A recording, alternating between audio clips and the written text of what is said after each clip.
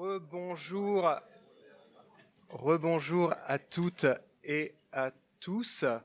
La matinée s'était terminée sur une discussion intellectuellement exigeante pour le non-économiste que je suis, et j'ai surpris plusieurs discussions d'auditeurs, d'auditrices euh, qui... Oui, ça fonctionne? Ah, plus proche du micro, voilà. Plusieurs auditeurs et auditrices qui étaient extrêmement intéressés par le débat, mais qui, comme moi en fait, convenaient qu'il y a quelque chose là qui semble assez central dans les sujets qui nous intéressent, mais ce sont des questions tout de même assez ardues, et on convient qu'il y a quelque chose de très complexe, mais il est difficile de délimiter l'objet et difficile de se faire un avis tranché. Encore j'en ai entendu aussi qu'il y avait des avis tranchés. Donc, je vais me charger d'animer et d'introduire cette table ronde, cette seconde table ronde de la journée, en tant que non-économiste. Donc, je suis Luc Semal, maître de conférence en sciences politiques au Muséum national d'histoire naturelle. Je suis plutôt spécialiste de l'écologie politique, de son histoire, des mobilisations écologistes, avec un intérêt pour la question du désastre global, et une approche de socio-histoire qui m'amène à m'intéresser à la trajectoire de certaines notions dans l'espace public, dans la construction de l'écologie politique. Parmi ces notions, deux dont je vais parler un peu, la décroissance et la sobriété. Ouais. Merci de fermer la fenêtre. La table ronde sera donc construite autour de 5 interventions. La mienne, où je reviendrai sur la décroissance et la sobriété. Donc, ensuite, nous aurons 5 interventions d'un quart d'heure environ. La mienne, celle de Farida Belkir, que je salue, inspectrice des affaires sociales, membre du collectif Nos services publics, qui interviendra sur les conséquences des politiques austéritaires pour les services publics. Ensuite, Mathilde Viennot, chef de projet enjeux sociaux et sociétaux de la transition environnementale à France Stratégie, qui nous parlera de la dépendance actuelle du financement de la protection sociale à la croissance et des tentatives pour détendre ce lien. Ensuite, Mathilde Chouba, maîtresse de conférence en sciences politiques à Sciences Po Lille, qui nous parlera d'un sujet qui a déjà été abordé succinctement plusieurs fois ce matin, les politiques de quotas, de rationnement, peut-être une approche moins directement monétaire du partage. Et enfin, Jésabelle Coupé-Soubéran, économiste, maîtresse de conférence en économie monétaire et bancaire à l'université Paris 1 Panthéon-Sorbonne, co-autrice du livre Le pouvoir de la monnaie, qui nous parlera des transformations économiques plus profondes qu'un simple verdissement, que nécessiterait une véritable transformation sociale écologique. Donc voilà, nous avons 5 interventions d'un quart d'heure, et nous aurons ensuite 1h30 environ pour les questions et les échanges. Alors, donc, table ronde qui n'est pas composée uniquement d'économistes cet après-midi, pour tenter un cadrage général de cette table ronde qui mobilise plusieurs notions qui traversent les réflexions sur la décroissance, mais qui ne sont pas toujours articulées les unes avec les autres. Je vais revenir sur les 3 termes pour commencer, les 3 termes de ce type de table ronde: financer les dépenses publiques et organiser le partage dans le respect des limites planétaires. Donc avec mon approche un peu naïve de non-économiste, que je vais essayer de résumer en quelques lignes en vous demandant bienveillance d'avance dans la discussion. Le financement des dépenses publiques, donc, c'est le volume d'argent et de ressources disponibles pour assurer les services publics et financer les investissements et les transformations sociales dans une perspective de soutenabilité écologique. Et c'est surtout pour nous qui travaillons sur la décroissance la question de l'articulation de ce financement avec le problème d'une éventuelle contraction de ce volume, contraction des dépenses publiques, soit pour de mauvaises raisons austéritaires, soit pour de bonnes raisons, entre guillemets, écologiques ou décroissantes, si tant est que cela soit nécessaire. La question du partage, de l'organisation du partage, indépendamment de la question du volume, c'est plutôt la question de l'organisation d'une répartition équitable des aspects tant positifs que négatifs de la transition écologique. Je pense que ça a été un peu abordé ce matin, mais on va revenir sur ce sujet dans la table ronde, tant des ressources que des efforts et des contraintes. Donc on pourrait dire aussi un partage tant des bénéfices tirés des biens communs que des contraintes issus des biens communs négatifs qui accompagnent la situation écologique présente. Donc le partage dans un monde fini tel que l'envisage l'écologie politique, c'est aussi à la fois une réflexion sur permettre un droit d'accès minimal à certaines ressources, mais aussi instaurer des plafonds pour les plus aisés, les deux aspects de la question se tenant dans cette optique de finitude. Donc c'est ce qui va amener à des réflexions sur le rationnement qui accompagne l'écologie politique et la décroissance depuis leur début, ou le revenu maximum autorisé, ou les tarifs progressifs, voilà, toute cette palette d'outils et d'instruments qui pourraient être envisageables dans cette optique. Et puis enfin, le troisième thème, les limites planétaires. Je dirais que c'est peut-être le terme le plus disruptif, si j'ose dire, celui qui, avec l'écologie politique, depuis les années 70, vient bousculer une partie des routines, une partie des discours institués sur les problèmes économiques et sur les réponses, les solutions qui seraient judicieux ou non de mettre à bien. Et voilà, c'est le terme peut-être qui, avec l'écologie politique, empêche d'apporter des réponses trop simplistes à cette situation économique complexe. Donc parmi les réponses trop simplistes, simplement on appelait au retour de la croissance ou à l'augmentation des salaires.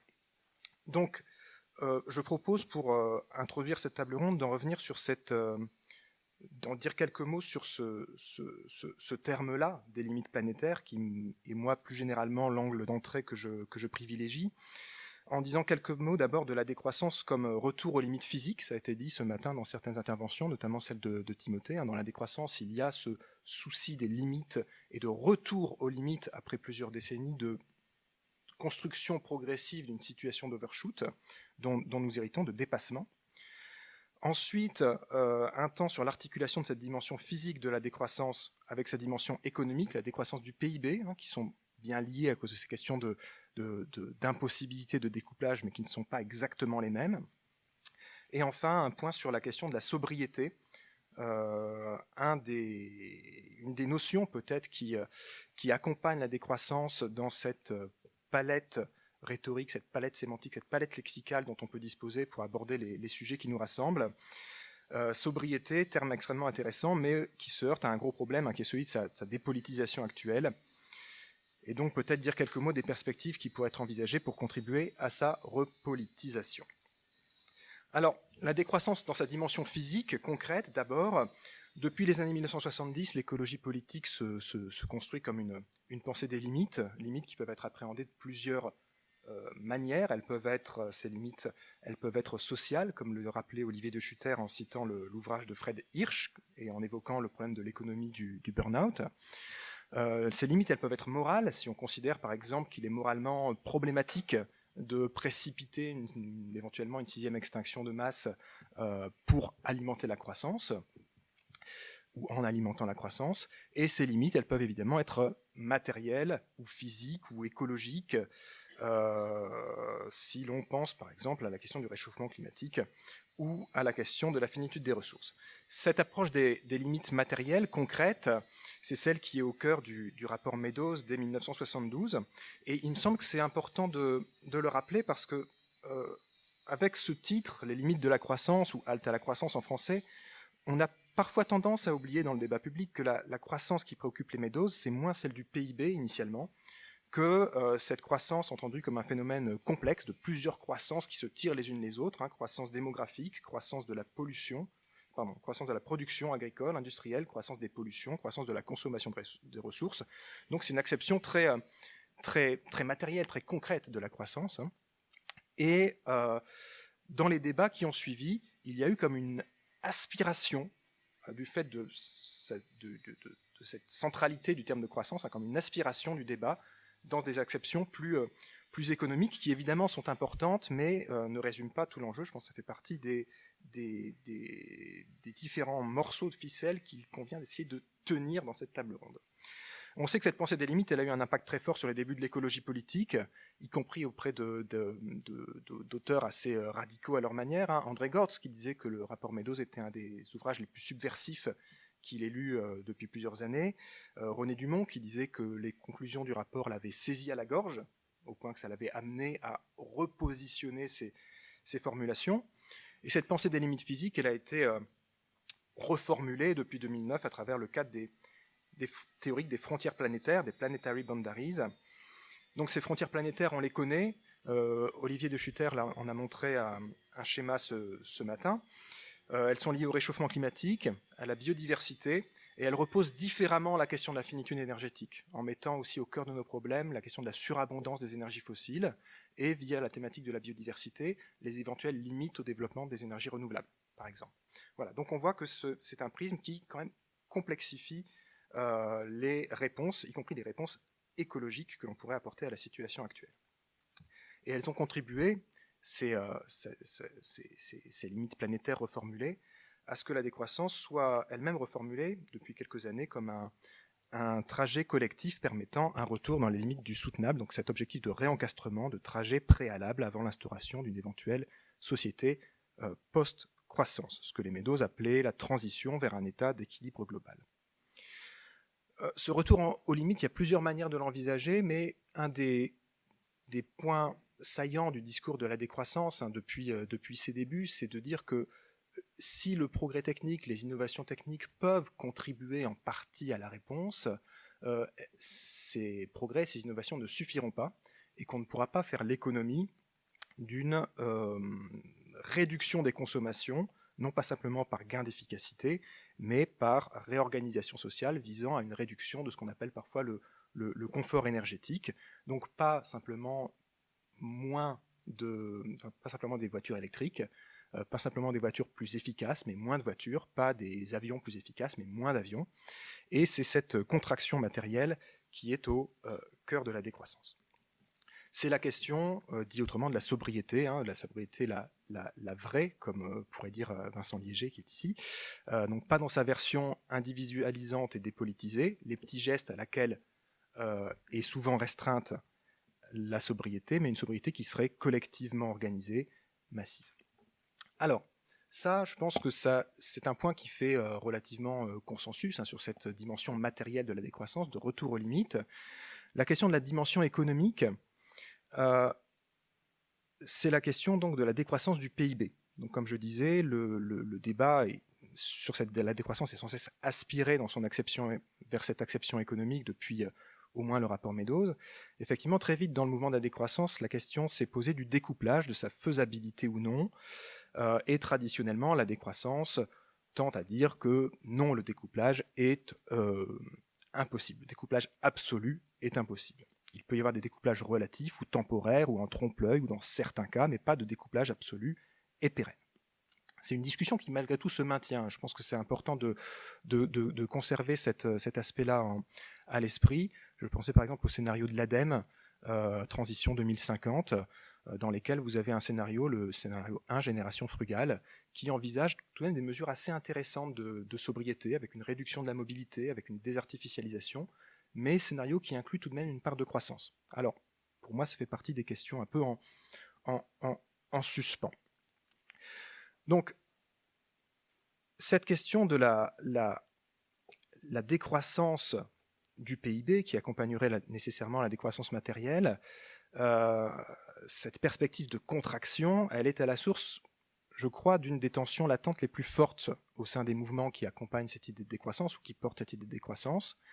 Tension très forte dont on a d'un côté une aspiration assez généreuse, généralement liée à des propositions politiques plutôt de gauche dans la décroissance, une volonté de renforcer les services publics, de enfin leur donner les moyens ou de leur redonner les moyens de fonctionner correctement, d'assurer leur mission correctement, et de l'autre le constat d'une impossibilité à poursuivre la croissance économique et surtout l'anticipation d'un probable recul du PIB qui pourrait mettre à mal les financements publics, les dépenses publiques. Et je pense que c'est une dissonance en fait qui est présente depuis au moins une vingtaine d'années dans le mouvement de la décroissance, avec des propositions qui, comme le disait Timothée Parrigue ce matin, on n'a pas beaucoup de possibilités d'études expérimentales d'une décroissance en action. On travaille un peu sur des projections, des projets, des propositions, des chantiers. Voilà, et donc on est face à ce mot chantier qu'il convient de poursuivre. Donc, j'ajouterai un point aussi sur cette perspective de réduction des financements publics et des questions que cela pose dans la mise en œuvre d'une décroissance qui serait pas une simple récession, subie, mais une décroissance conviviale, partageuse, éventuellement joyeuse. Un des problèmes qui se pose aussi de manière de plus en plus pressante, c'est la fermeture des fenêtres d'action. En lien avec ce que j'appelle parfois l'assombrissement des horizons écologiques et climatiques. Comme vous le savez, la perspective de limiter le réchauffement climatique à 1,5 degré, voire 2 degrés, devient une perspective de plus en plus difficile à tenir, c'est-à-dire que le GIEC nous dit que c'est encore possible, mais au prix d'efforts massifs et assez fulgurants en fait par rapport à ce qui a été fait jusqu'à maintenant.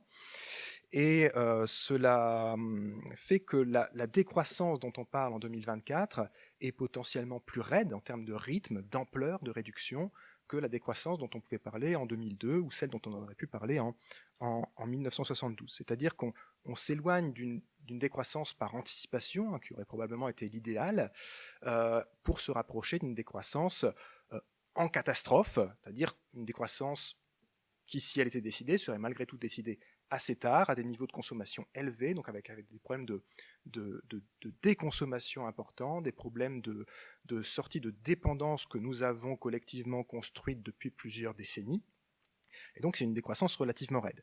Dire décroissance en catastrophe, ça ne veut pas dire que c'est de la pure catastrophe, ça veut dire qu'il y a une notion d'urgence, il y a une notion de finitude des ressources financières, de nécessité de faire des choix dans l'allocation et dans la construction des priorités. Alors, quelques mots, oula, j'ai déjà bien parlé, quelques mots pour finir, c'est un problème récurrent, quelques mots pour finir sur la sobriété et sa dépolitisation. Parler de dépolitisation, c'est sous-entendre qu'il y avait une dimension politique à la sobriété. Je pense que c'est vrai et faux en même temps. En fait, si vous vous souvenez, pour certains d'entre vous, des années 1960, quand on parlait de sobriété dans l'espace public, en fait, la grande campagne de communication santé-sobriété, c'était pour la réduction de la consommation d'alcool. Quand on promouvait la sobriété dans l'espace public, ça n'avait pas cette acception énergétique, cette acception écologique que ça a eu ensuite. C'est ça peut-être l'approche de la socio-histoire des idées, ou de l'histoire sociale des idées, ça va être de s'intéresser à la manière dont les termes n'ont pas un sens intrinsèque donné dès le départ, mais un sens qui est construit collectivement au fil des discours, au fil des écrits, au fil des mobilisations. Donc on va s'intéresser au sens qui se construit collectivement quand les acteurs investissent un terme, s'en emparent et essayent de lui donner un sens, et essayent de se battre pour qu'un sens s'impose plutôt qu'un autre. Dans les années 1970, on va trouver quelques acceptions un peu isolées du terme sobriété dans son sens écologique, quelques occurrences du terme sobriété dans son sens écologique. Donc il y a maintenant une citation de Ivan Illich de 1973 qui commence à être bien connue. « L'homme retrouvera la joie de la sobriété et de l'austérité en réapprenant à dépendre de l'autre, au lieu de se faire l'esclave de l'énergie et de la bureaucratie toute puissante. » Donc l'homme retrouvera la joie de la sobriété et de l'austérité. Donc deux choses qui méritent à mon avis d'être notées dans cette citation. D'abord, c'est qu'il écrit à une époque, Illich, où austérité et sobriété peuvent encore être utilisés comme des termes un peu synonymiques. Les deux termes n'ont pas encore été investis des connotations politiques qu'ils auraient ensuite, et donc le terme austérité, c'est un terme qu'on retrouve en fait dans la littérature écologique du début des années 1970, mais évidemment pas avec le sens qu'il aura par la suite.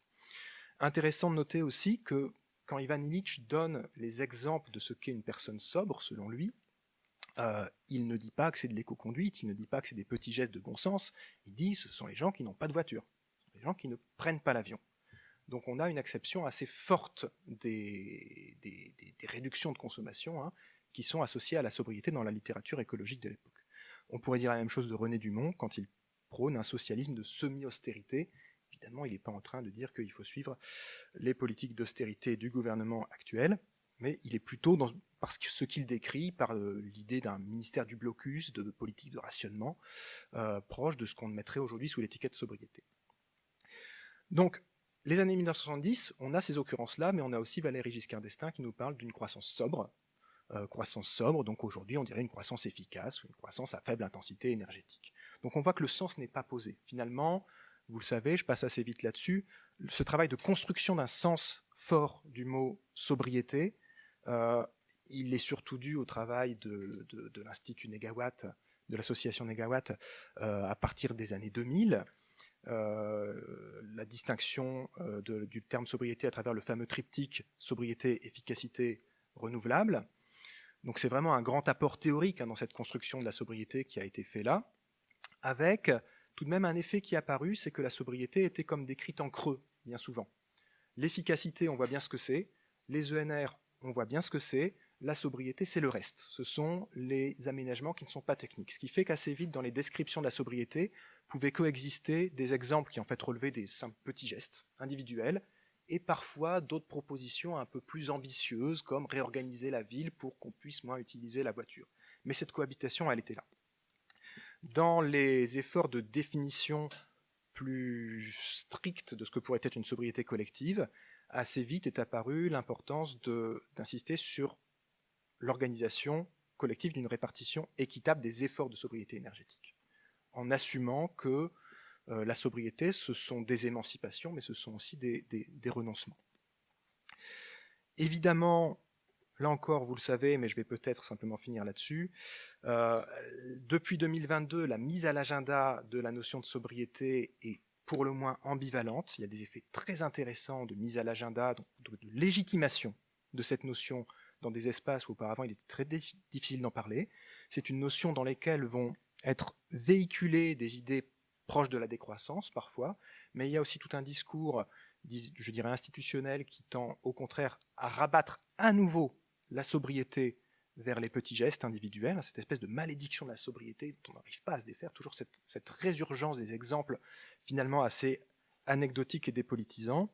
Donc tantôt la sobriété n'est pas la décroissance, tantôt la sobriété n'est pas l'écologie punitive, tantôt la sobriété est du simple bon sens, tantôt c'est gagner en efficacité.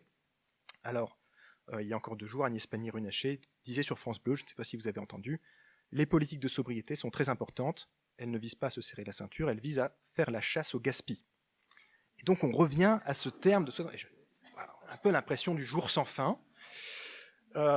Effectivement, la chasse au gaspille, c'est un peu le niveau zéro de la sobriété, de la décroissance. Je dirais simplement un mot. Quand vous entendez chasse au gaspille ou dénonciation des gaspillages, malgré tout, ça vaut la peine d'aller gratter. Mais qu'est-ce qu'on met derrière le terme gaspillage ? C'était un des termes préférés de Ivan Illich et René Dumont. Voilà. Mais simplement pour René Dumont, le gaspillage, qu'est-ce que c'est ? C'est la voiture individuelle. La voiture individuelle est un gaspillage de ressources. Donc, voilà. Eh bien, j'ai parlé trop longtemps, évidemment, et je vais passer la parole au suivant. Merci à tous.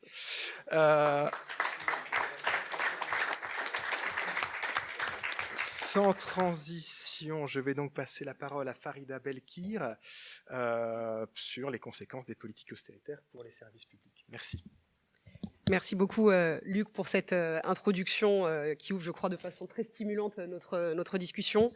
Tu as évoqué le dogme de la croissance. Pour ma part, je vais m'appesantir un petit peu sur, j'allais dire, son corollaire dans la politique économique de notre pays, c'est-à-dire le dogme de l'austérité et ses conséquences sur les services publics.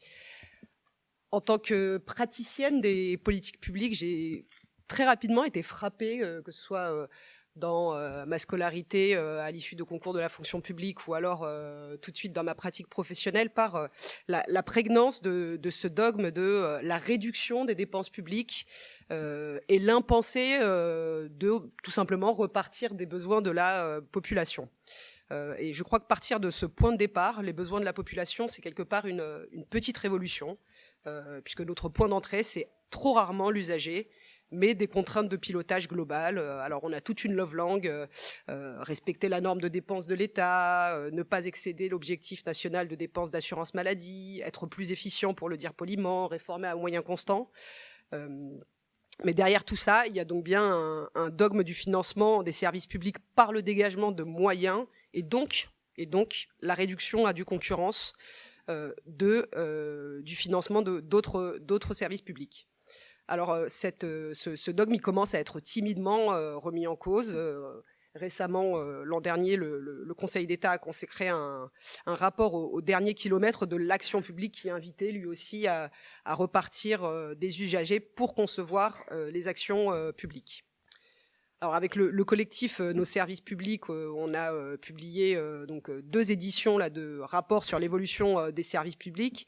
Et le défi qu'on s'était proposé, donc cette petite révolution qui consiste à repartir des besoins des usagers, nous a permis de tout simplement poser un constat qui se résume en 2 courbes. La première, c'est la courbe des besoins de la population qui ont connu sur le temps long, ces 60 dernières années, pour ne citer que quelques exemples, d'importantes mutations, dont certaines sont plutôt heureuses. Le taux de bachelier est passé de 20 à 80%. Le nombre de kilomètres parcourus a été multiplié par 5. Moins heureux, le nombre de personnes touchées par des maladies chroniques est près de 2 fois plus important.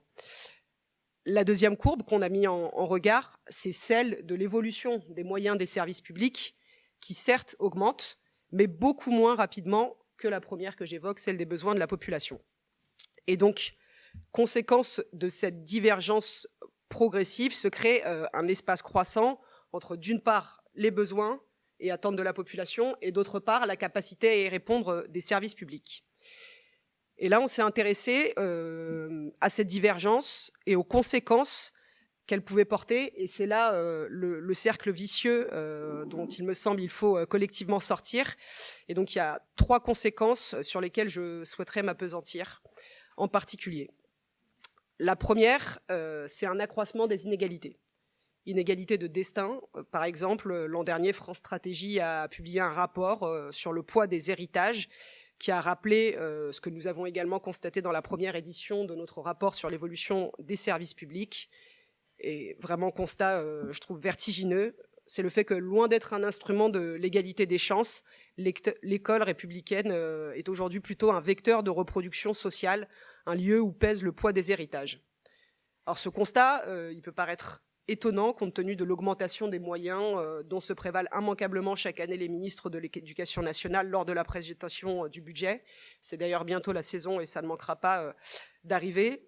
Et pourtant, il est réel, et on s'est demandé comment est-ce qu'on peut expliquer cet écart. Alors, il y a 2 facteurs qui nous semblent l'expliquer principalement. Le premier, il est, j'allais dire, assez simpliste. C'est tout simplement que le niveau global des moyens qui aujourd'hui sont alloués à l'éducation nationale est insuffisant, et donc parce qu'il est insuffisant, il alimente une perte d'attractivité des métiers de l'enseignement. Conséquence, dégradation du niveau de recrutement au concours, recours croissant aux contractuels, turnover, et donc on alimente un cercle vicieux de la perte d'attractivité. Deuxième explication, c'est une allocation des moyens dysfonctionnels. La part, quand on regarde vraiment dans le détail, la part en fait allouée aux familles favorisées économiquement ou culturellement croît structurellement de façon beaucoup plus importante que celle allant aux familles défavorisées.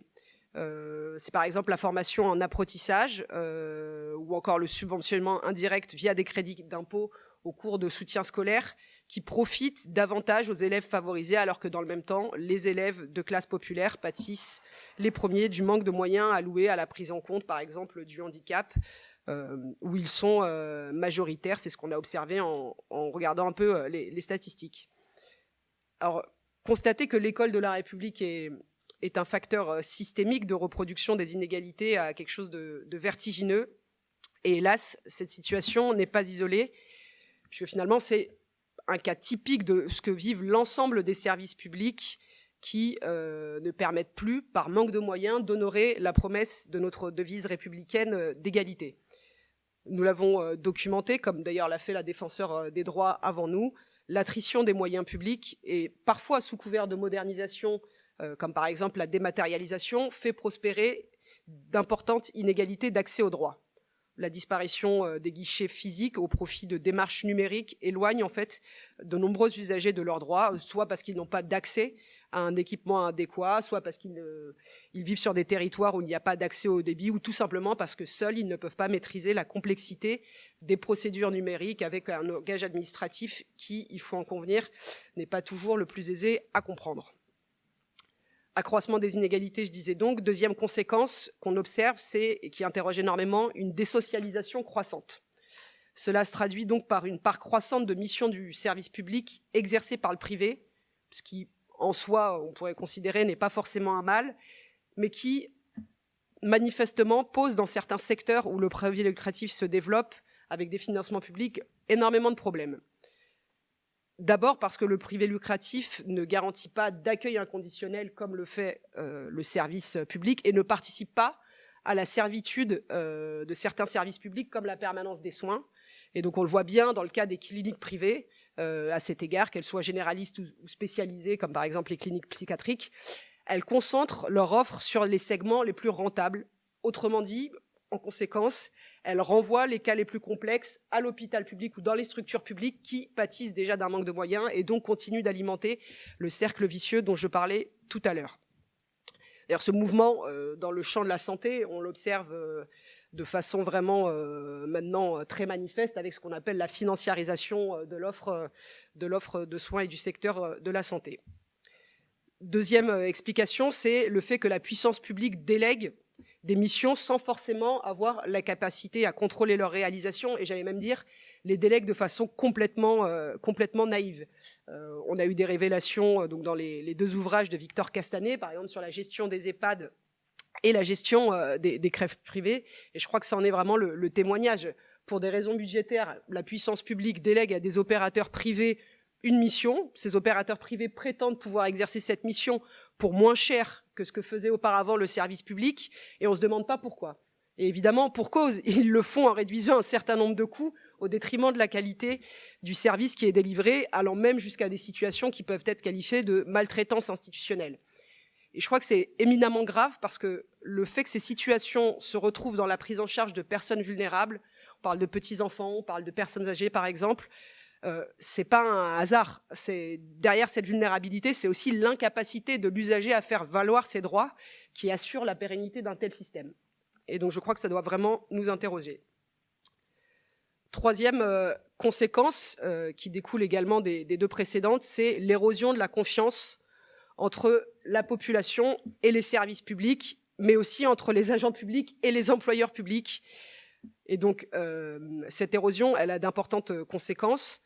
La première entre les agents publics et les employeurs publics, c'est la perte d'attractivité des emplois publics, qui n'est pas un phénomène nouveau, qui s'aggrave depuis plus de 25 ans et qui s'explique par au moins trois éléments. Le premier, c'est un élément de pouvoir d'achat assez simple à comprendre, la baisse des rémunérations en valeur réelle avec une politique du gel du point d'indice, donc qui sert à revaloriser normalement un peu mécaniquement et en suivant l'effet de l'inflation les salaires des emplois publics. Eh bien, sur la période 2009-2019, alors que le salaire net moyen dans le privé augmentait de 13%, dans la fonction publique, en moyenne, il a baissé de 1%.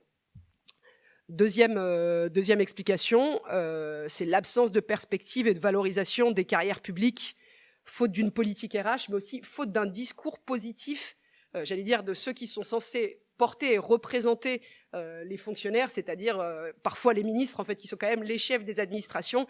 Et donc, on a un discours qui est, franchement, pour les agents publics, assez insupportable, qui consiste à dire que ils ne font pas assez bien, ils ne sont pas assez efficaces, et donc à reporter sur eux les raisons, les motifs de l'insatisfaction que certains usagers peuvent avoir à l'égard du fonctionnement des services publics, alors même que les agents sont pris dans cette espèce d'injonction contradictoire de devoir faire, mais avec moins de moyens. Enfin, troisième explication, ça découle de ce que je viens de dire, c'est la dégradation des conditions de travail, et notamment psychiques, qui se conduit pour les agents à une véritable perte de sens. Et donc on a des services publics où finalement la gestion en mode dégradé, c'est devenu le quotidien. Tous les ans, tous les étés, on a, j'allais dire maintenant, c'est devenu hélas un marronnier, la question de comment est-ce que les urgences à l'hôpital vont pouvoir fonctionner faute de personnel, la difficulté à recruter des enseignants à toutes les rentrées scolaires, l'étirement des délais pour obtenir des décisions de justice, ou plus prosaïquement, je pense qu'on l'a hélas tous vécu dans cette salle, des délais qui s'étirent à chaque fois qu'on sollicite l'administration pour pouvoir y répondre. Alors je le disais, tout ça, c'est pas sans conséquence sur la confiance de nos concitoyens à l'égard des services publics et des pouvoirs publics. Et je voudrais dire juste un mot des conséquences politiques de l'érosion de cette confiance. parce que je crois qu'on en a vu une manifestation très nette à l'occasion des récentes élections, où on a vu l'extrême droite progresser un peu partout sur les territoires en France, à l'exception peut-être des grandes métropoles. Et je crois qu'elle progresse notamment parce qu'elle prospère sur ce sentiment d'abandon qui est alimenté par le recul du maillage et de la qualité des services publics, mais aussi par le discours erroné et simpliste sur notre modèle social qui serait trop généreux, trop dispendieux. Et par parenthèse, on ne parle que trop rarement, je crois, du volume d'aides qui sont consacrées aux entreprises dans notre pays. C'est à peu près 200 milliards d'euros, dont on peut se demander aussi si c'est pas trop généreux, trop dispendieux et dépourvu de contrepartie. Alors ce tableau global que je dépeins, j'en suis désolée, il est vraiment préoccupant, d'autant qu'à terme, les besoins collectifs vont continuer d'augmenter, ne serait-ce que du fait de ce qui nous accapare là, c'est-à-dire le besoin d'amorcer, d'accélérer la transition écologique, mais aussi pour des raisons démographiques toutes bêtes qui tiennent au vieillissement de la population. Et donc, j'en finirai là. La question qui se pose pour nous, c'est de savoir quel choix est-ce qu'on souhaite faire pour y faire face. Est-ce qu'on souhaite socialiser par les services publics, par la sécurité sociale, l'ensemble de ces besoins? Et si oui, comment est-ce qu'on s'organise pour le financer? Est-ce qu'on recourt à l'impôt? Est-ce qu'on recourt à l'endettement? Ou alors est-ce qu'au contraire, on veut laisser l'individu assumer la prise en charge de ses besoins et donc individualiser toutes les réponses et dire que c'est finalement une responsabilité individuelle et donc quelque part renoncer à faire de ces enjeux des enjeux de société. Comment est-ce qu'on organise une véritable réflexion sur la dynamique des besoins et peut-être essayer effectivement d'en infléchir certains avec une perspective décroissante. Alors, pour ma part, je n'ai pas la prétention d'apporter de réponses définitives, mais je crois que tout simplement poser, mettre en débat ces questions, c'est une façon de dire qu'il existe un autre chemin que celui de l'éternelle réduction des dépenses publiques et de l'austérité pour assurer la soutenabilité de notre modèle social et ce faisant préserver notre pacte républicain.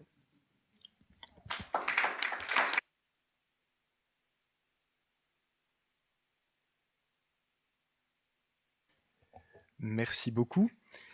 Ceux et celles qui auraient des questions, vous pouvez éventuellement commencer à les écrire pour me les transmettre, même si on traitera toutes les questions au fur et à mesure. Oui ? Au micro uniquement ? Ouais, très bien. Je laisse la parole à Mathilde Viennot.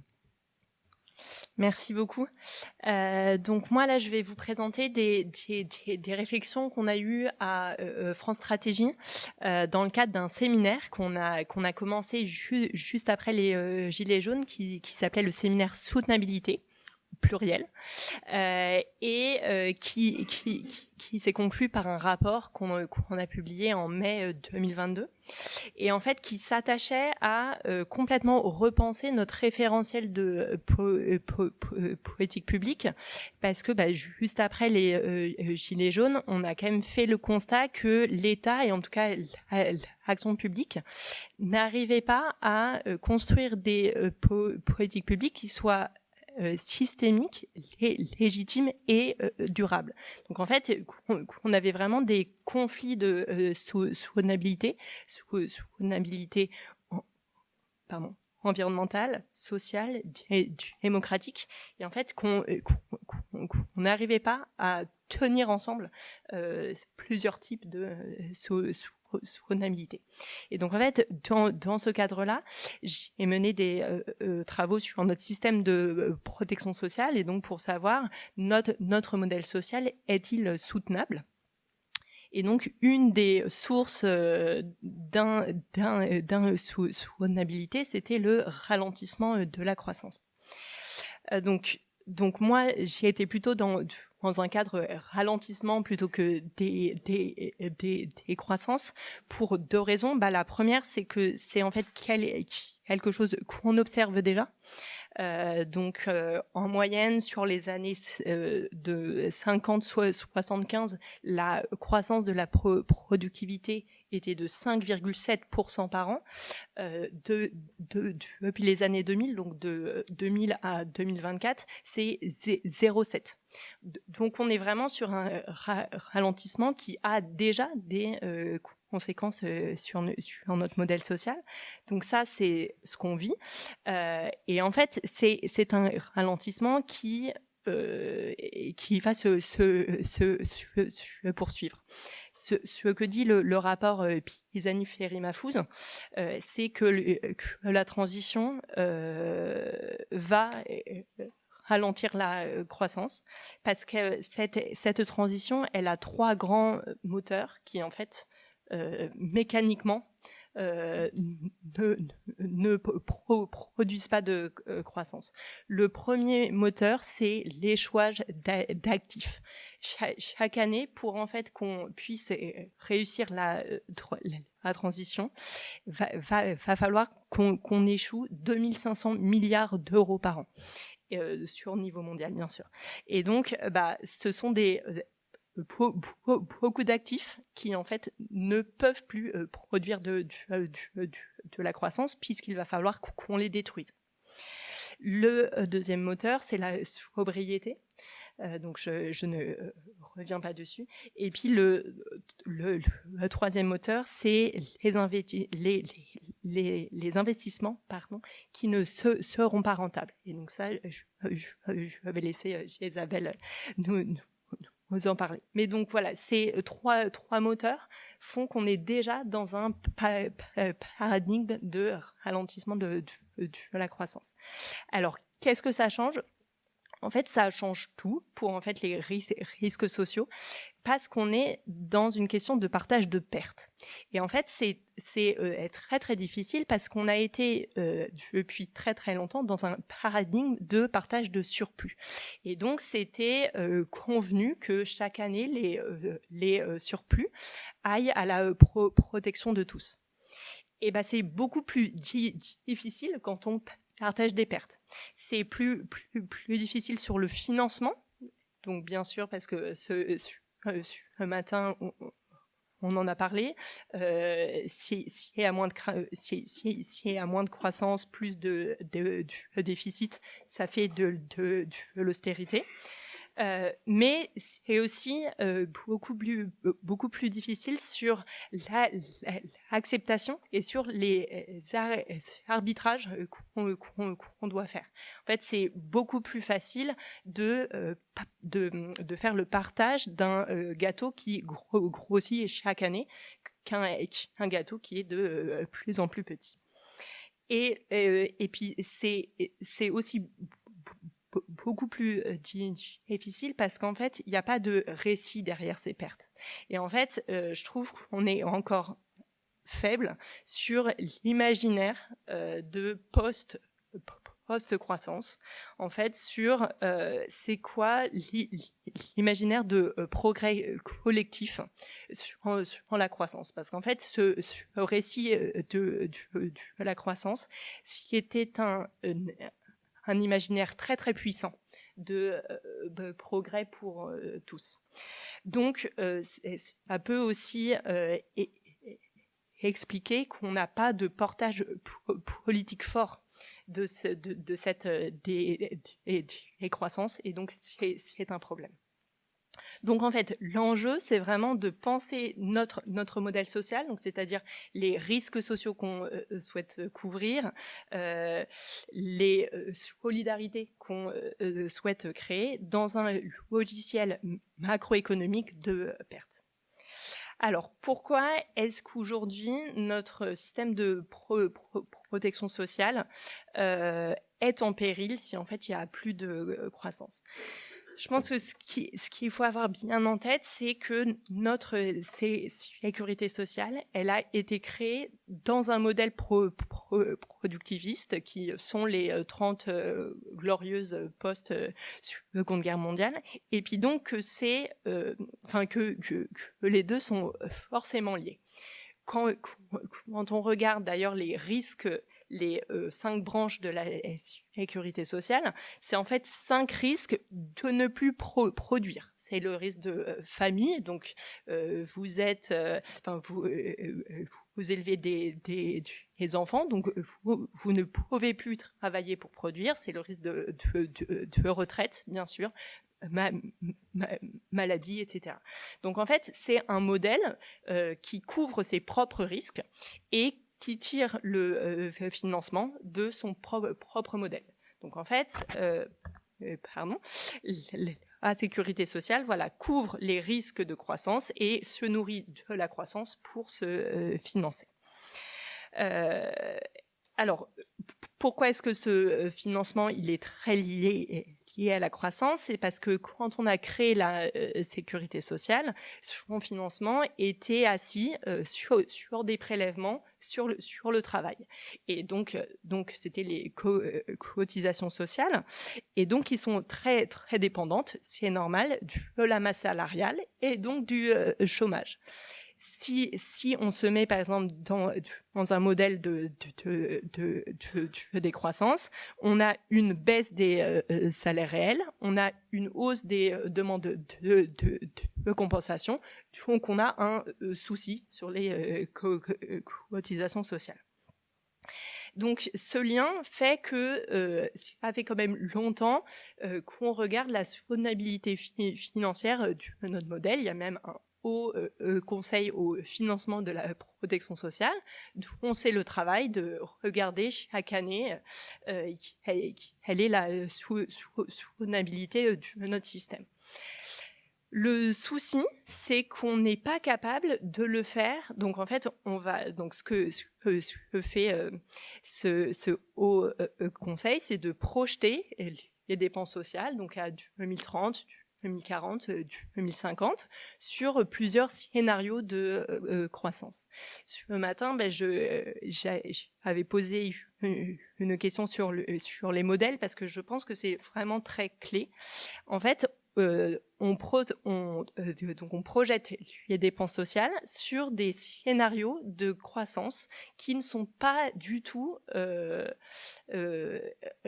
réels. C'est-à-dire qu'aujourd'hui, donc le COR, le Conseil d'orientation des retraites, projette les dépenses de retraite entre un scénario à 0,7% de croissance du long terme et jusqu'à 1,8.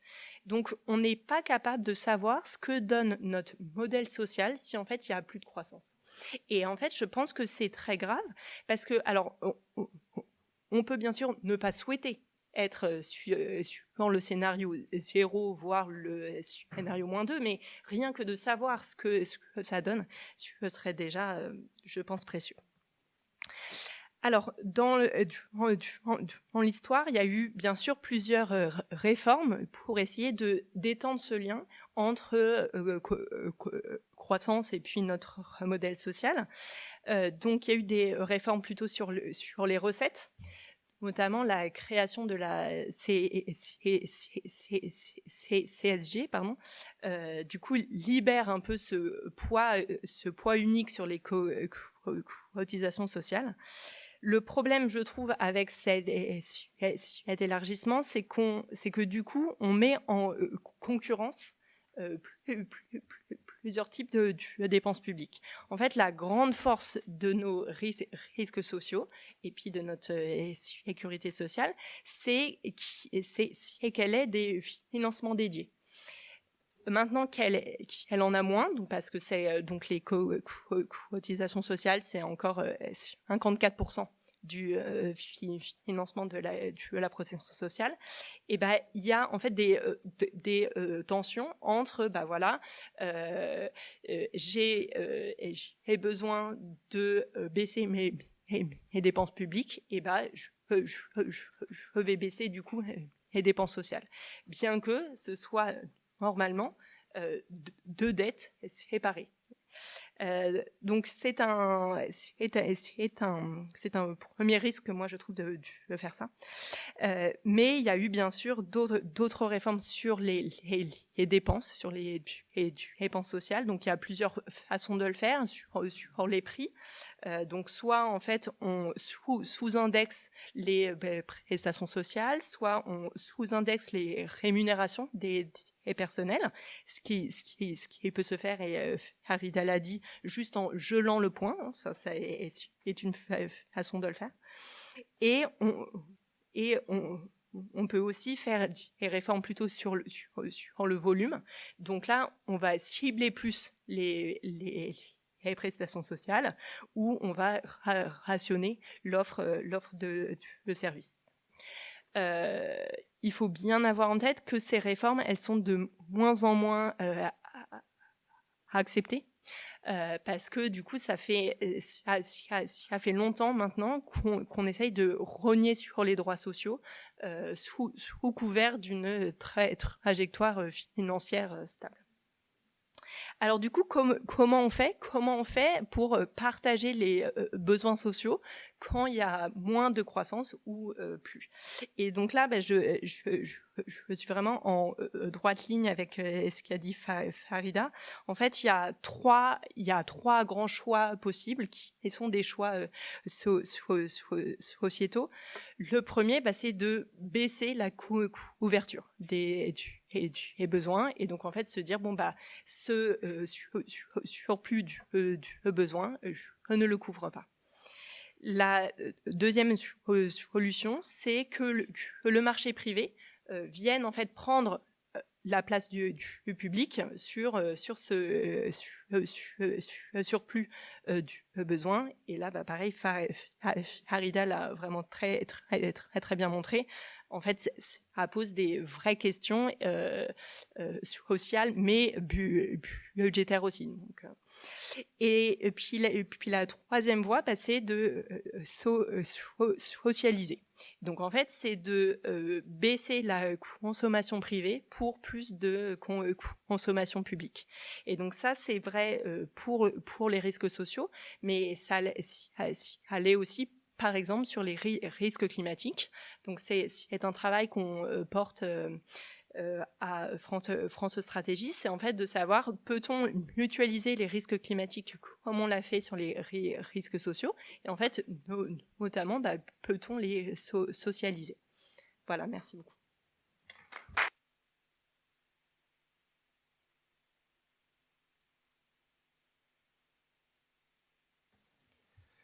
Merci.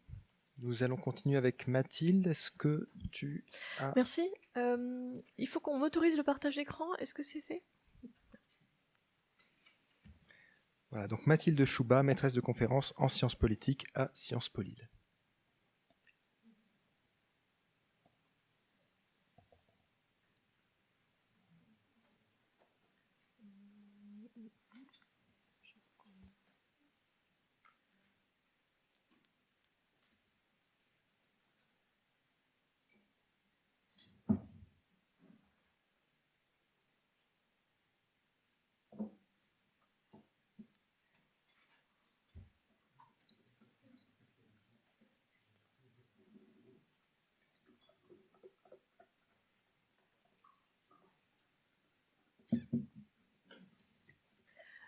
Quelqu'un sait comment je peux voir ça en entier, tu vois, ce que je veux dire. Comment tu fais? Oui, je sais. Est-ce que ça marche? Oui, j'arrive pas à revenir dessus parce que je suis sur Zoom, tu vois. Et si tu veux... Ah oui. C'est par ici.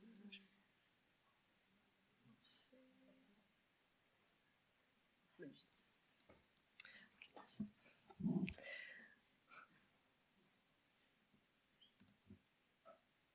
Très bien. Merci. Merci à tous. Merci aux organisateurs aussi pour l'événement. Donc, Mathilde Chouba, je vais vous présenter pour ma part quelque chose qui relève plus dans le titre de la séance de cet après-midi, des questions de partage, organiser le partage dans le respect des limites planétaires. Alors, je note juste l'heure pour pas déborder. Ok, merci. Alors, organiser le partage, pour moi, c'est vraiment un des très gros chantiers qu'on a devant nous. Alors très gros parce que l'effort de réduction dans de nombreux domaines et dans une telle quantité représente un chantier très très vaste. Et en plus, on a évidemment quelque chose d'hyper conflictuel devant nous parce qu'il y aura des gagnants, des perdants, et personne n'a envie d'être perdant. Donc, je vais vous parler d'une approche de ce partage qui passe par un système de quotas ou rationnement. Ça a déjà été évoqué un petit peu ce matin. Merci à ceux qui ont chauffé la salle. On va voir si j'arrive à satisfaire la curiosité de tout le monde. Mais voilà, bon, moi, comme on l'a dit plusieurs fois, il n'y a pas d'exemple actuellement étudiable, de politique de décroissance. Donc, on doit se référer soit à des exercices d'imagination, qui peuvent être très appuyés, ou j'ai la chance pour moi, pour le rationnement, de pouvoir aussi m'appuyer sur des expériences passées. Donc je vais vous présenter ça, parce que il me semble que ce sont des expériences de sobriété, en fait, même si le mot n'existait pas à l'époque, ça parlait d'alcool quand on parlait de sobriété, mais on peut les considérer comme des expériences de sobriété à grande échelle, et pour les cas que je vais présenter, sobriété en urgence. Donc ça ne ressemble pas à ce qu'on voudrait quand on parle de planification de la décroissance, mais ça a un avantage très certain qui est que quand c'est dans l'urgence, c'est de la sobriété et c'est pas de l'efficacité ou des ENR, parce que ça c'est des mesures qui prennent du temps. Si on doit réduire très fortement les consommations d'énergie pour la semaine prochaine, il n'y a que la sobriété. Et les questions qui se posent en matière de sobriété sont, me semble-t-il, d'une nature différente. Je vais vous exposer ça.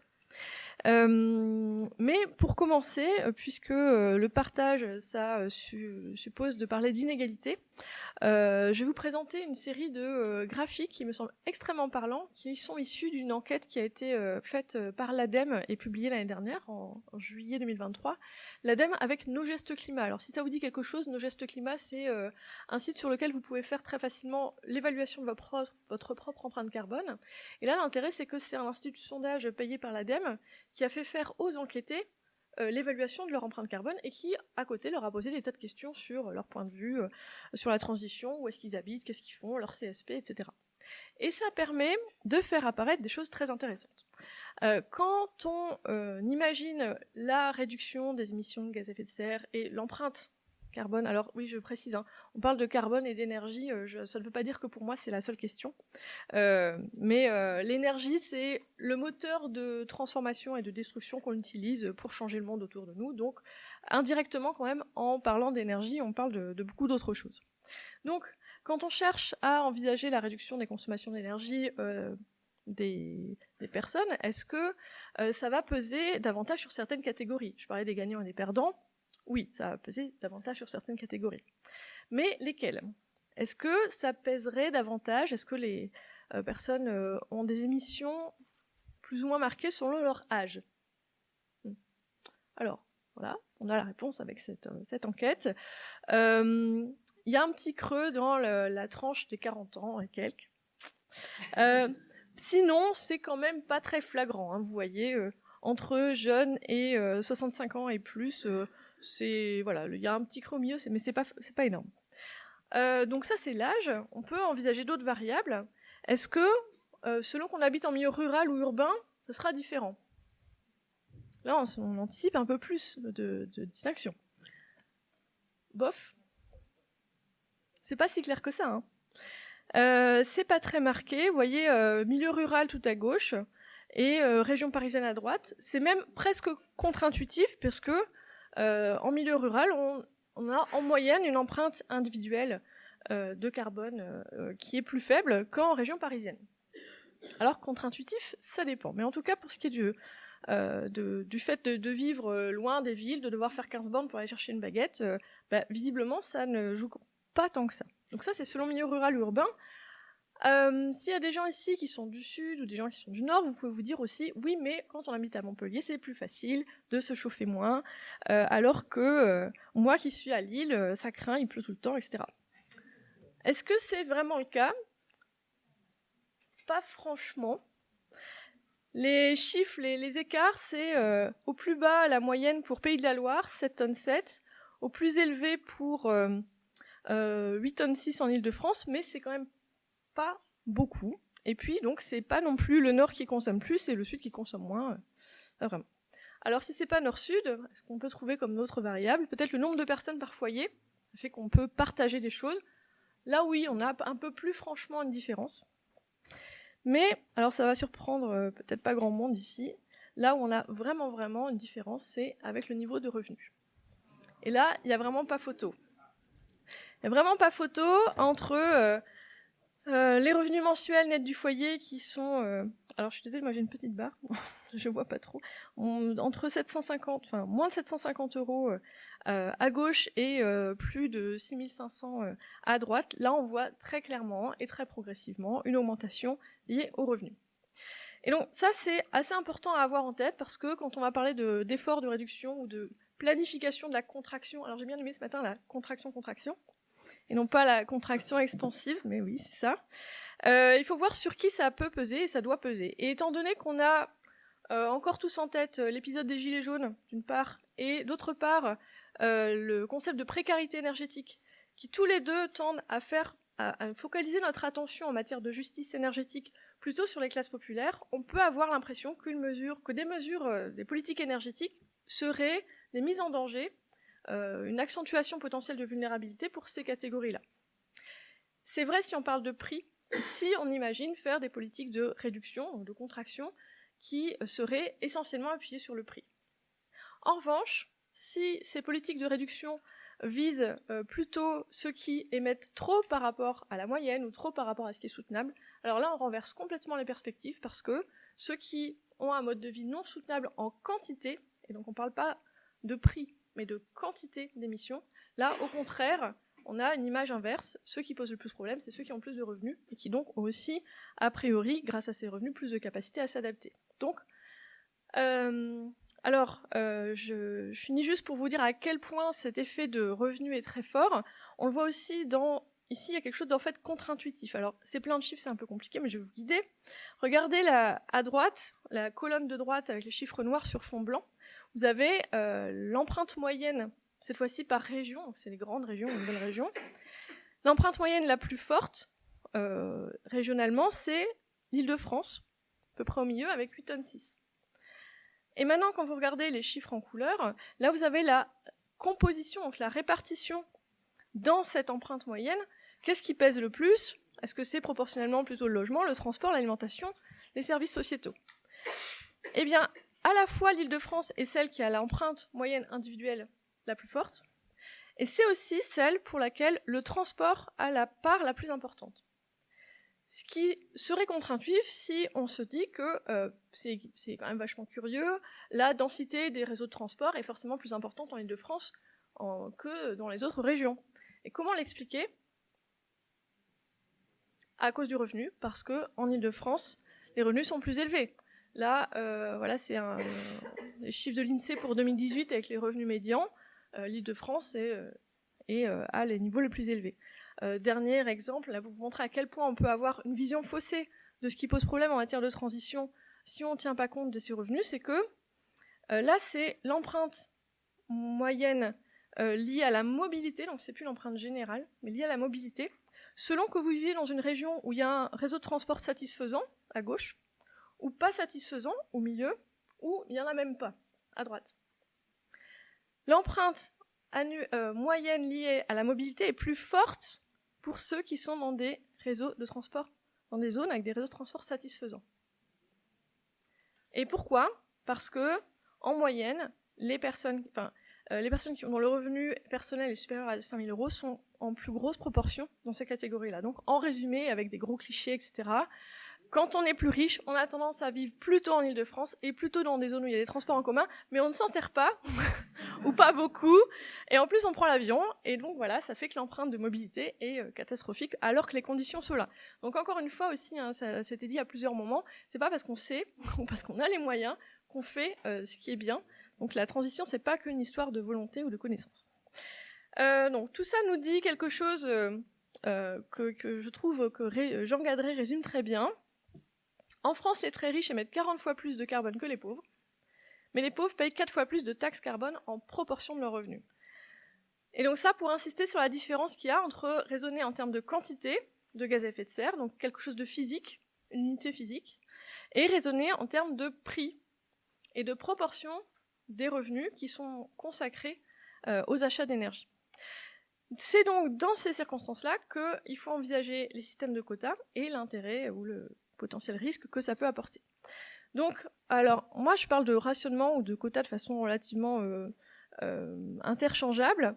Mais ce que je veux préciser avec vous, c'est que c'est une grande famille de politiques publiques, le rationnement et les quotas, et ça peut être guidé par des motifs assez variés, ça peut être organisé selon des principes assez variés, ça peut être fait pour des raisons économiques, ça peut être fait pour des raisons de pénurie, ça peut être fait en anticipation ou justement face à la crise, ça peut être fait dans des régimes plutôt démocratiques ou pas franchement, et ça peut être temporaire, très temporaire ou pas.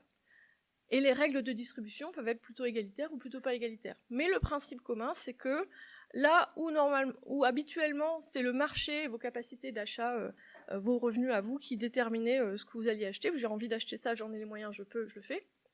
Là où c'est le marché seul ou essentiellement le marché qui guidait les achats et les consommations, dans le système de rationnement, il y a une intervention publique qui a déterminé les règles de distribution et l'organisation de cette distribution, donc qui a droit à quoi et combien. J'ai mis c'est Kropotkin, hein, le monsieur barbu, parce que c'est aussi défendu par plusieurs textes libertaires, le rationnement, comme étant une réponse évidente en situation de pénurie. Kropotkin en parle pour la Commune, mais ça a aussi été mis en place. L'image tout en haut à gauche, c'est un carnet de rationnement à Cuba. Et puis les deux photos en noir et blanc, c'est en Grande-Bretagne et aux Pays-Bas. Voilà, je vais revenir un petit peu sur la situation des Pays-Bas tout à l'heure, dans peu de temps. Alors, le rationnement, par les principes qui sont intéressants dans la perspective de politique de décroissance, c'est que donc c'est une intervention publique dans le marché et ce sera au pouvoir public, donc au collectif, de déterminer la planification de cette décroissance de la consommation et de prendre en charge à la place du marché à la fois l'administration du ravitaillement, donc gérer les stocks, et l'organisation de la distribution des ressources, qui distribue comment et combien pour chacun. Et donc fixer les critères d'un partage juste, une répartition juste, est absolument essentiel. Et sans mystère, hein, sans faire de mystère ni de suspense, dans les périodes de rationnement de guerre, cette dimension de justice est essentielle et a toujours été mise très très forte en priorité par les gouvernements qui l'ont fait au cours du XXe siècle. Alors, le rationnement en temps de guerre aussi, on n'a pas le temps, je ne vais pas en parler beaucoup, mais vous avez cette affiche. Et puis celle d'avant, Fair Shares for All, c'était le slogan du rationnement britannique pendant la Seconde Guerre mondiale, donc des parts justes pour tous. Et il y a eu énormément de propagande, évidemment, mais il y a beaucoup de propagande sur beaucoup de choses qui présentaient le rationnement comme la façon pour la Grande-Bretagne, une manière de résister de savoir davantage résister à la pression et à la pénurie sur les ressources qui étaient organisées du fait de la guerre. Donc en fait, comme un moyen d'être plus fort face à l'ennemi. Et là où en France on a gardé le souvenir d'un rationnement presque punitif, et où ceux qui vous parlent presque automatiquement tout de suite du marché noir, en Grande-Bretagne, l'héritage culturel que ça a laissé est très différent et beaucoup plus positif. C'est raconté comme un moment où les inégalités sociales ont été temporairement suspendues et où les gens se sont serrés les coudes et ont gagné la guerre. Alors qu'en France, c'est un peu plus difficile de savoir si, franchement... voilà, c'était... Bon, donc, ça, c'est important de le mentionner parce que c'est les moments les plus... où davantage de ressources sont rationnées, énergie et alimentation presque toujours, et puis des fois aussi les vêtements, et aussi parce que ça a laissé plus de traces dans notre mémoire collective. Mais finalement, en fait, la dernière période où on a expérimenté le rationnement à l'échelle étatique et à grande échelle, c'est pendant le choc pétrolier de 73-74. Et je finirai un petit peu ensuite sur des perspectives pour réinventer ce système de rationnement pour notre situation actuelle. Donc ça, j'ai dit. Ensuite, le choc pétrolier. Donc le choc pétrolier, c'est déclenché par une série de décisions de l'OPEP, l'Organisation des pays exportateurs de pétrole, et notamment le cheikh Yamani, qui est le ministre du pétrole de l'Arabie Saoudite, c'est celui qui regarde l'appareil photo là. Et donc en octobre 73, une série de réduction de la production, d'augmentation du prix et pour certains pays d'embargo, donc interdiction d'exporter, sont déclarées par l'OPEP dans le cadre de la guerre du Kippour. Et ça va aboutir à des mesures très intéressantes dans notamment 2 pays en Europe, que sont les Pays-Bas et la Grande-Bretagne. Parce que cette déclaration d'embargo, elle est assez brutale. La guerre du Kippour, ça commence le 6 octobre, mais à ce moment-là, les pays européens sont plus concernés par les aspects géopolitiques que par les aspects pétroliers. Et puis assez vite, le pétrole devient une arme de chantage, et le chantage est mis à exécution. Et il y a un embargo contre notamment les Pays-Bas. Et il faut réagir très vite. Et pour les Pays-Bas, c'est 40% de l'approvisionnement en pétrole qui est menacé en quelques semaines. Donc, justement, ce sont des mesures de sobriété qui sont décidées très très vite. On réactive une loi de rationnement, c'est comme ça qu'elle s'appelle, qui est en fait une sorte de loi d'urgence qui donne des pouvoirs exceptionnels au gouvernement et qui lui donne le pouvoir d'encadrer les prix, les salaires, les dividendes et les loyers pour éviter l'inflation, en fait, une grande crainte d'inflation à cette époque-là et en plus dans cette crise, et qui leur donne le droit aussi d'organiser la réduction et l'organisation de la consommation de pétrole. Et une des premières mesures qui est prise, mais vraiment pour déclarer dans la semaine pour le dimanche qui vient, c'est les dimanches sans voiture. Ça va se faire aux Pays-Bas, en Allemagne et en Belgique, mais c'est aux Pays-Bas que ça va durer plus longtemps. Dimanche sans voiture, c'est le dimanche, à part les ambulances et la police et les pompiers, il n'y a personne qui circule. Donc, toutes les rues, les autoroutes, les voies rapides, les petites rues deviennent des espaces libres et assez vite utilisés pour faire des pique-niques, se promener, emmener le chien et faire plein de photos marrantes sur les autoroutes vides. Mais ça, c'est une mesure en urgence. Et en fait, le rationnement, ça va prendre le relais de ces dimanches sans voiture à partir de janvier 1974, où donc des tickets de rationnement, c'est 20 litres par automobiliste et par semaine.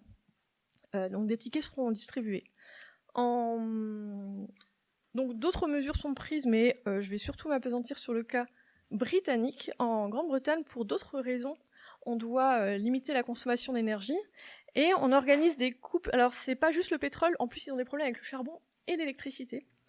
Et donc il y a des coupures d'électricité qui sont annoncées, qui durent 2 heures par jour, mais on change de tranche d'un jour à l'autre, donc les gens se préparent avec des ampoules, des bougies, etc. Et comme mesure particulièrement forte dont les gens se souviennent, c'est qu'on va réduire la semaine de travail et faire en fait du chômage, du travail à temps partiel obligatoire. Réduction d'abord à 5 jours, donc c'est les usines qui ne peuvent pas fonctionner plus de 5 jours, et puis 3 jours. Et ça va durer 2 mois entiers de semaines de travail de 3 jours pour limiter la casse. En France, on prétend que tout va bien. Pierre Messmer, oui, fait une déclaration où il commence quand même par dire, la grande déclaration de Pierre Messmer, c'est de dire depuis quelques semaines, vous êtes submergés d'informations à propos du pétrole, blablabla. On vous dit par exemple que le gouvernement a décidé d'imprimer des tickets de rationnement d'essence. Mais ces tickets existent depuis toujours, dans l'hypothèse d'une crise grave, etc. Donc pour rassurer les gens, il leur dit oui, on a des tickets de rationnement. Finalement, il ne va pas y avoir de rationnement en France, mais j'ai bien regardé. On trouve un décret de décembre 1973 qui instaure une loi qui permet au gouvernement de soumettre à contrôle les répartitions des ressources en énergie. Voilà. Donc on est prêt. Pour aujourd'hui, j'en ai surtout trouvé dans le code de l'énergie. D'accord. J'ai remis Chasson le gaspille pour ceux qui se souvenaient pas. Ça, c'est hommage à... Mais c'est 79, c'est le deuxième choc pétrolier. Voilà, un rationnement pour le XXIe siècle. En conclusion, c'est une proposition britannique qui consiste à distribuer à chacun un quota de carbone dont on se sert pour les achats d'énergie directe, donc consommation d'énergie pour la maison, fuel, gaz, électricité, plus les billets d'avion et le carburant pour la voiture. Là, c'est moi qui fais ce schéma avec des smileys, mais les schémas officiels sont plus sérieux. Voilà à quoi ça ressemble. C'est une allocation qui doit se réduire d'année en année. C'était une proposition qui n'a pas été votée. Ça aurait été raccord avec le budget carbone. C'est juste une déclinaison du budget carbone réduisant, mais pour les individus. En France, on peut noter, et je lève mon chapeau à Delphine Batho pour cette proposition de loi qui date de juin 2020, proposée avec François Ruffin pour rationner l'avion. Elle n'a pas été votée, mais c'était une chouette initiative. Et on trouve encore aujourd'hui dans le Code de l'énergie des lois qui permettent d'organiser le rationnement si le gouvernement le décidait, en particulier en vue de remédier à une pénurie énergétique. Voilà, possibilité de mobiliser l'énergie, de rationner pour contrôle et répartition. Je vous remercie pour votre attention.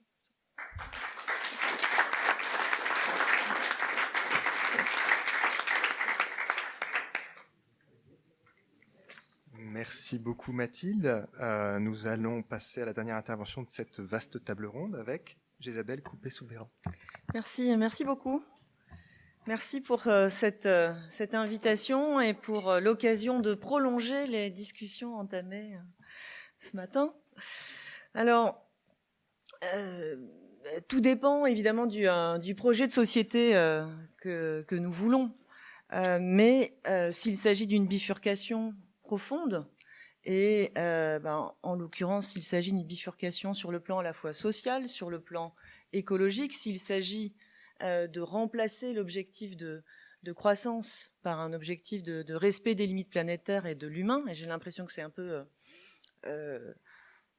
ça qui est au cœur des projets de décroissance ou de post-croissance. Moi, je préfère souvent parler de post-croissance, mais j'ai l'impression que c'est cette vision-là que l'on a. Alors, cette bifurcation profonde n'aura pas lieu sans une bifurcation monétaire. En résumé, c'est si vous voulez, le propos la thèse que l'on défend dans un essai qu'on a publié avec mes co-auteurs au mois de janvier, qui s'intitule Le pouvoir de la monnaie. Le sous-titre de l'ouvrage, c'est « Transformons la monnaie pour transformer la société ». Alors, le sous-titre se veut un petit peu accrocheur. On n'a pas, évidemment, la prétention de penser que c'est par une seule transformation monétaire qu'on arrivera à transformer la société tout entière, mais au fond, on essaie de montrer que c'est une condition nécessaire. Bien sûr, pas suffisante, mais nécessaire. Ce qu'on essaie de mettre en évidence, en fait, c'est que il n'y a pas de bifurcation sociétale sans bifurcation monétaire. Et quand on parcourt l'histoire de l'humanité en allant vraiment très très loin, en remontant jusqu'aux sociétés tribales, eh bien, on se rend compte en fait que le passage d'une société à une autre, c'est toujours accompagné d'une transformation monétaire. Quand on passe des sociétés tribales aux sociétés religieuses et agraires de la haute antiquité, il y a un basculement monétaire. On passe de forme de monnaie non marchande à une monnaie de compte qui va rendre possible en fait le projet des sociétés des mésopotamiennes de la haute antiquité. Quand on passe en fait de la haute antiquité à l'antiquité classique, et quand on passe à un projet de société conquérant, marchand, on a un basculement monétaire. On passe de l'unité de compte aux premières monnaies complètes qui remplissent toutes les fonctions de la monnaie moderne. Et après, quand on passe des sociétés féodales, coloniales, qui continuent de fonctionner avec des monnaies métalliques qui au début sont en raréfaction et qui après s'accumulent avec les colonisations, quand on passe de ça à la monnaie bancaire, s'opère bien sûr un grand basculement monétaire qui permet quoi? Qui permet un grand basculement sociétal, qui permet le passage au capitalisme industriel. D'accord? Et donc, l'avènement de la monnaie bancaire, elle est là depuis 200 ans, ça a mis un peu de temps à s'installer, on va dire 200-300 ans. Eh bien, l'avènement de la monnaie bancaire, c'est l'avènement du capitalisme.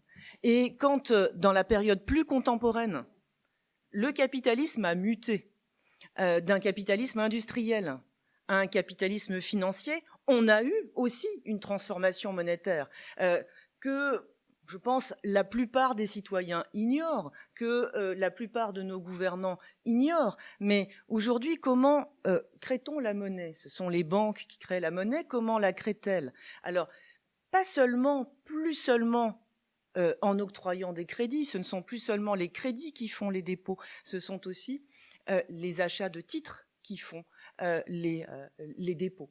Et les banques centrales qui, elles-mêmes, créent de la monnaie, mais créent de la monnaie que les banques utilisent entre elles. Elles créent aussi les billets, mais ça c'est une toute petite part de la monnaie que nous utilisons. Les banques centrales, dans leur création de monnaie à l'usage des banques, elles aussi ont créé de la monnaie de titres, si je puis dire, quand elles ont fait le fameux quantitative easing, quand elles ont acheté massivement des titres sur les marchés financiers. Elles ont changé leur façon de créer la monnaie, et ça a financiarisé la monnaie et adapté la monnaie aux besoins du capitalisme financier. Ça a fait plus qu'éviter l'effondrement du capitalisme financier, ça l'a approfondi.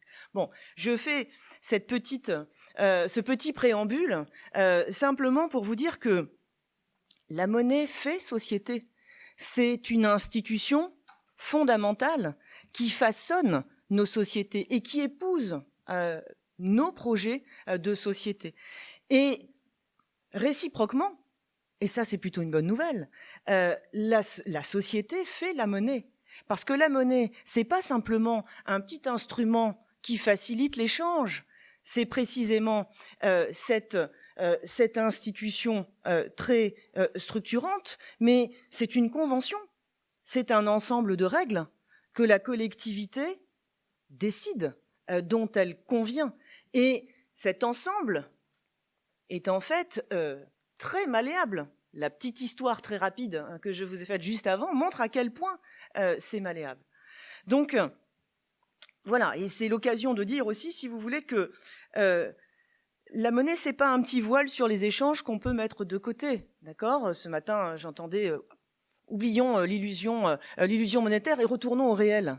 Mais attention à cette dichotomie réel monétaire. La monnaie, c'est vraiment quelque chose qui façonne, d'accord, l'ordre social, à la fois l'ordre marchand et non marchand. Alors, je reprends ma question. De quel projet de société voulons-nous ? Vers quoi voulons-nous bifurquer ? Et voulons-nous d'ailleurs vraiment bifurquer ? Dans cette assemblée, j'ai l'impression qu'on veut plutôt bifurquer vers une société décroissante ou post-croissance. C'est pas la volonté de tous. Alors, s'il s'agit simplement de verdir le capitalisme, je crois qu'on est tous d'accord ici pour dire que on ne résoudra pas la crise écologique simplement avec un verdissement de surface du capitalisme. Pourtant, il faut nous rendre à l'évidence. C'est sous cet angle que la transition écologique est le plus souvent appréhendée, d'accord, en la restreignant au climat, à la décarbonation des productions, dans un objectif de croissance verte. C'est la croissance verte qui domine la vision, je dirais, de la transition écologique. Et bien à cet objectif de croissance verte sont associés des investissements verts rentables. Et dans cette perspective, eh bien, on ne remise ni la croissance ni la rentabilité comme boussole des décisions publiques et privées.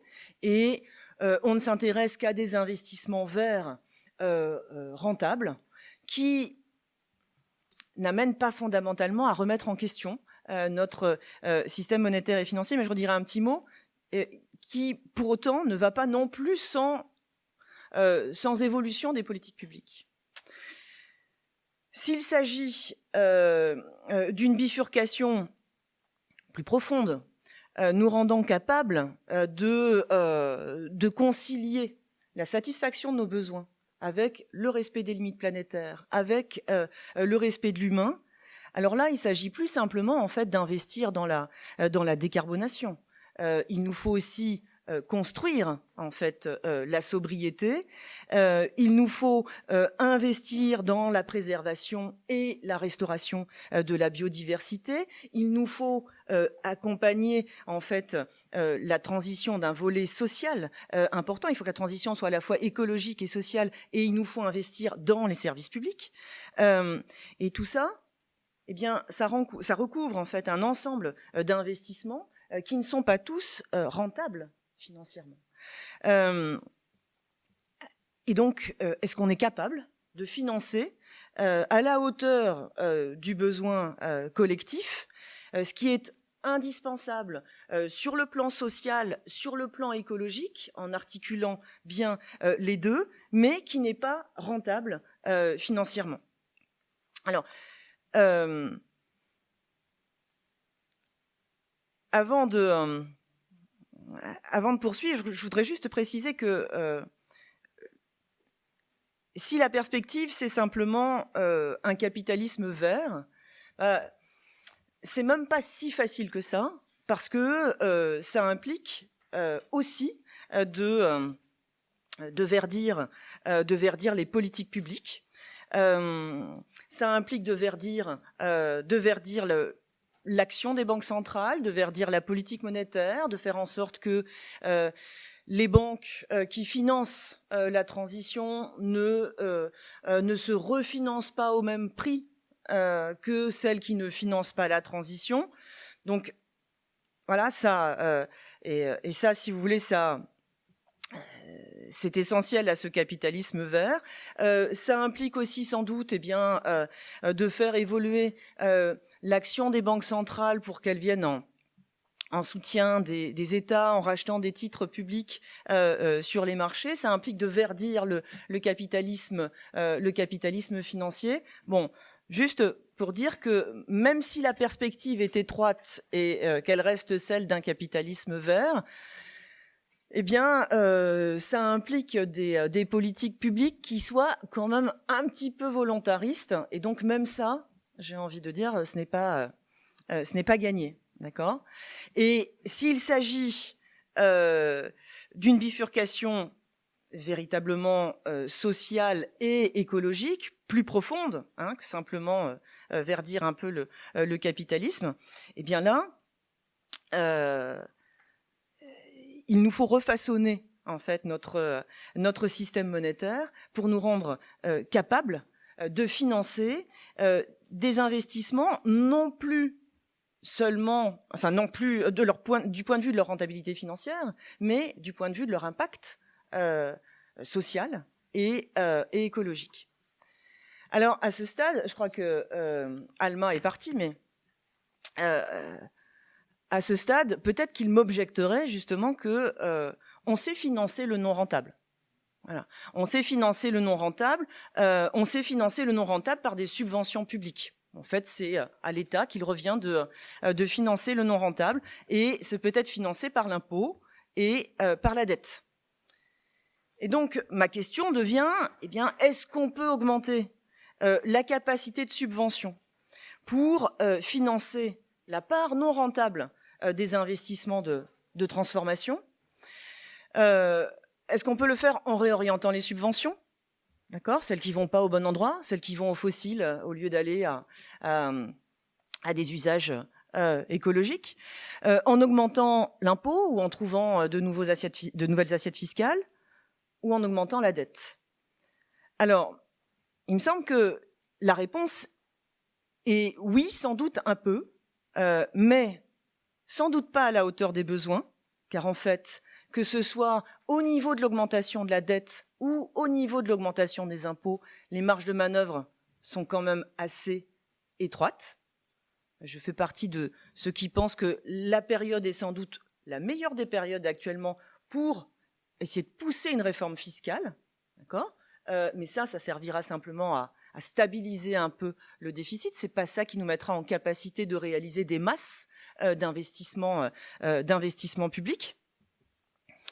Et ça ne se fera pas non plus, en fait, sans poursuivre un objectif de croissance ou sans financiariser davantage l'économie. C'est-à-dire que si on continue de vouloir financer des investissements massifs par la dette en disant mais non, la dette c'est pas un problème, on va financer ça par la dette, eh bien ça impliquera de continuer à courir après la croissance ou de poursuivre la financiarisation.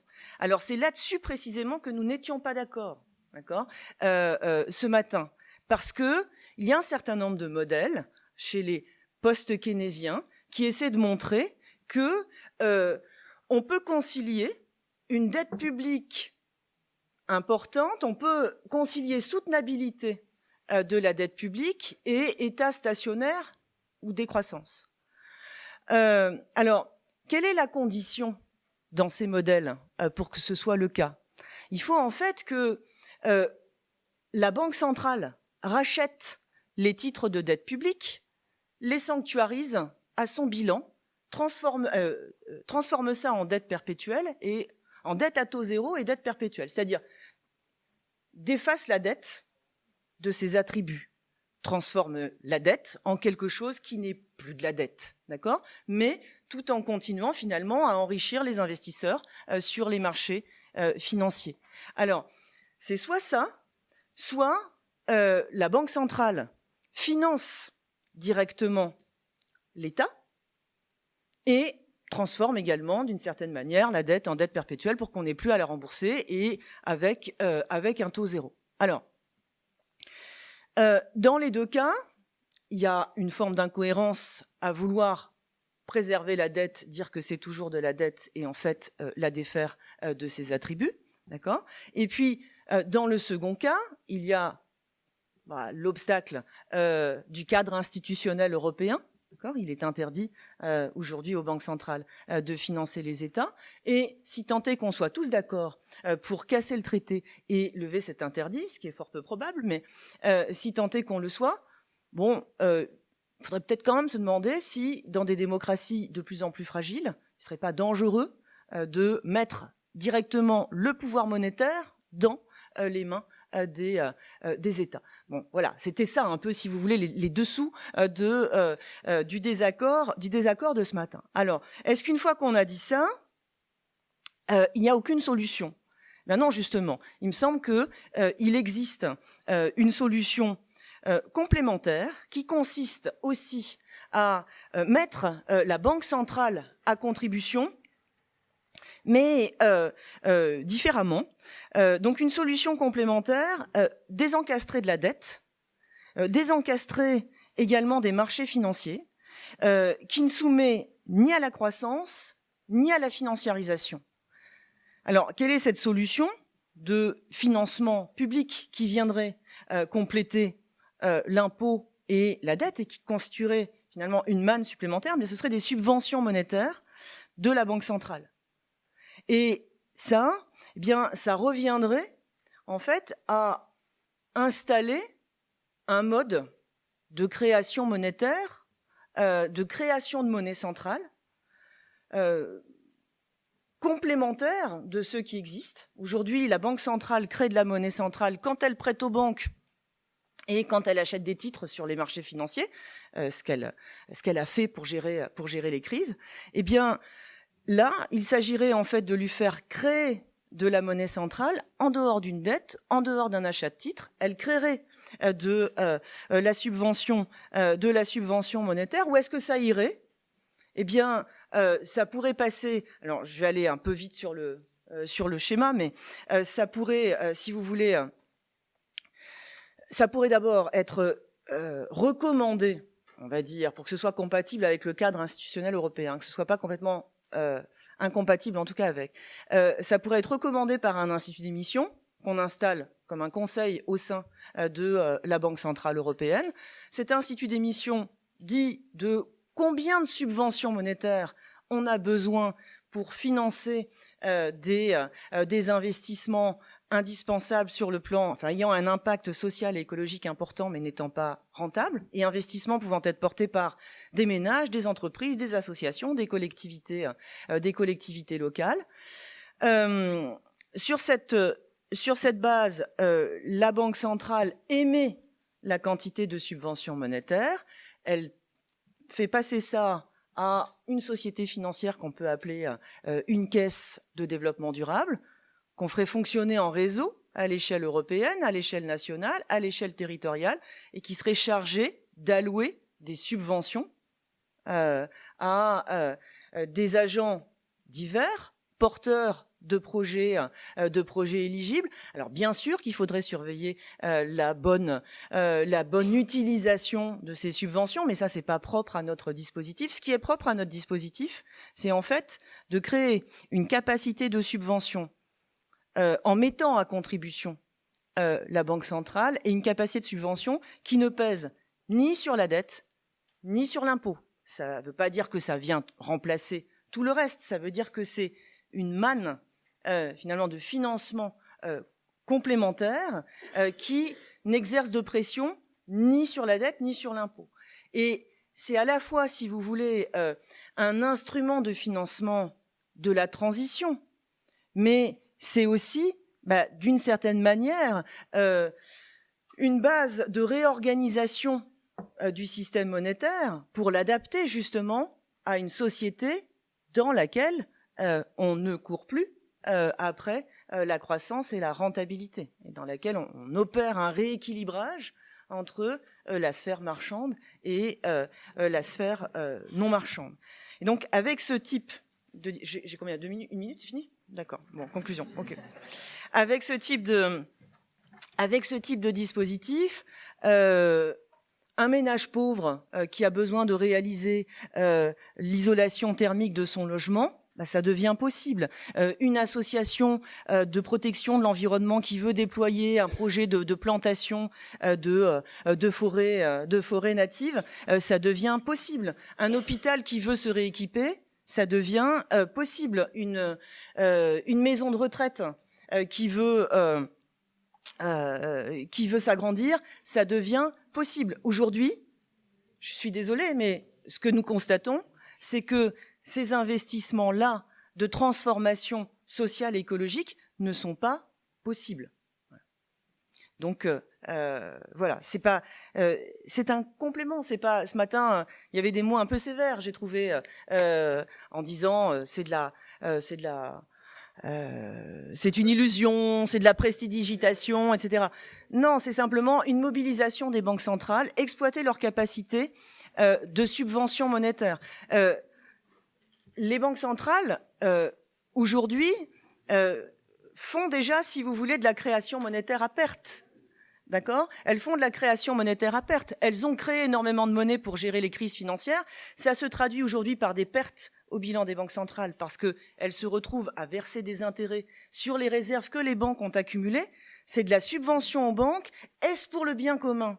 Est-ce pour l'intérêt général ? Moi, je pense que c'est surtout pour le profit des banques. Bon, alors on peut dire que c'est ainsi qu'on est sorti de la déflation, etc. Mais c'est pas vraiment tourné vers le bien commun. Mais ça veut dire que cette capacité de subvention existe. Utilisons-la pour le bien commun, pour financer ce qu'on n'est pas capable de financer autrement. Merci.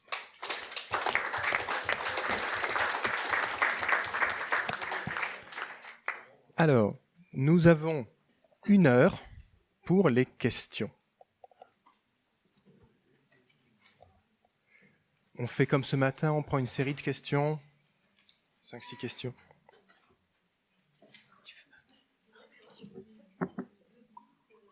Audit, bonjour, oui, merci pour vos présentations. Est-ce qu'il existe des audits citoyens de la dette ? Est-ce qu'on sait décortiquer une dette, en fait ? Parce qu'il y a un côté comme ça très opaque, finalement, entre la part d'émissions d'obligations en euros, la part de planches à billets de la Banque Centrale Européenne, la part des banques, le quantitative easing dont, Isabelle, vous venez de nous dire qu'en fait, c'est un effet de la financiarisation de l'économie. Enfin, mais tout le monde ne le sait pas. Est-ce qu'il y a du quantitative easing public ? Et finalement, est-ce qu'on est capable ? Est-ce que vous, par exemple, Isabelle, qui connaissez intimement tous ces mécanismes, est-ce que vous avez une vue d'ensemble sur de quoi cette dette est faite et de quoi elle est le nom ? Voilà.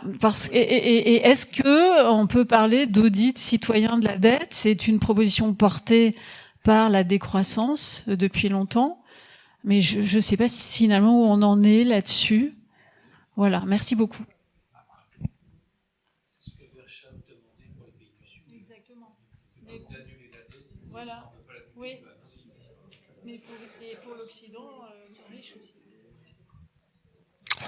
Oui, merci. Je voudrais poser une question à Isabelle et, si vous me permettez, Monsieur le Président, raconter une blague à propos de ce qu'a dit Mathilde Viennot. Alors la question est plus courte encore que celle de Agnès, c'est cette création monétaire que vous proposez, elle est assise sur quoi exactement? Elle est assise sur rien à part une espèce de bonne volonté, dans une espèce d'éthique du bien, un peu comme le développement des pays du Sud. Alors il y a l'aide publique au développement, tout ça. Et en fait, ça fait beaucoup de corruption et peu d'effets. Donc, alors traditionnellement, les écolos disent maintenant il faut que ça soit assis sur des richesses vraiment matérielles, on peut dire, qui sont dans le sous-sol ou dans le sol, ou bien alors les marxistes disent sur le travail humain. Mais là, je ne vois pas sur quoi c'est fondé, à part la corruption. Bon, alors pour être maintenant plus court encore, oui, vous avez décrit la subtilité et la complexité des régimes de sécurité sociale, et pour rappeler un souvenir, quand j'étais avec Monsieur Kouchner au gouvernement, le président Chirac, on était en cohabitation, disait mais enfin Monsieur Kouchner, comment faire pour essayer de limiter, voire de réduire le trou de la sécurité sociale, notamment dans le régime par exemple des retraites ou de la maladie. Et Kouchner dit c'est très simple. Quand on regarde l'évolution des dépenses de santé, par exemple, ce qui coûte le plus cher, c'est la dernière année de la vie. Il faut donc détruire et réduire et supprimer la dernière année de la vie.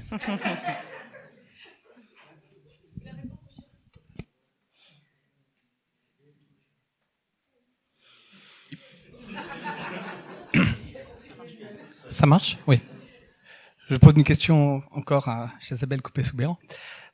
Donc votre monnaie, alors moi je pose pas la même question que Yves, hein, ça ne m'ennuie pas sur la garantie, je crois qu'il existe des théories sur la confiance et que, enfin, il peut y avoir une confiance éthique et hiérarchique qui peuvent éviter d'avoir une confiance méthodique, donc ça ne me pose pas de problème.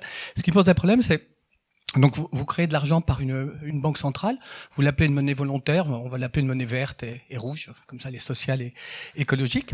Donc avec ça, je finance un entrepreneur qui vient faire de l'isolation chez moi. Et lui, après, qu'est-ce qu'il fait de cet argent? Ma question est, appelons la monnaie verte, et l'autre, la méchante, on va l'appeler la monnaie grise. La monnaie verte devient de la monnaie grise. Et donc, au bout du compte, la masse monétaire augmente. Donc, c'est de la croissance. Et donc, à ce moment-là, vous allez la réduire. Donc, par des prélèvements. Pourquoi pas l'avoir fait dès le départ? Puisque c'est pour éviter les prélèvements et l'impôt. C'était ma question. Je sais que vous l'avez anticipé.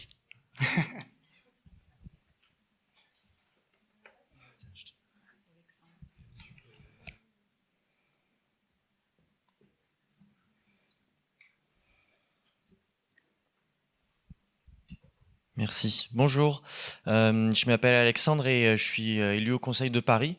Du coup, ma question c'est, est-ce que vous avez un éclairage sur la question de la dette des collectivités territoriales ? Voilà, c'est une question hyper large, mais si vous avez des orientations à donner, des réflexions, je suis très preneur. Merci.